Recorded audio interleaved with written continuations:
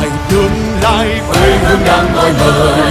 Tuổi trẻ hôm nay chung tay xây ngày mới, dù lên rừng hay xuống biển, vượt bão giông vượt gian khổ. Tuổi trẻ kề vai vững vàng chân bước bạn ơi. Đừng hỏi tổ quốc đã làm gì cho ta, mà cần hỏi ta đã làm gì cho tổ quốc hôm nay. Đừng hỏi tổ quốc đã làm gì cho ta,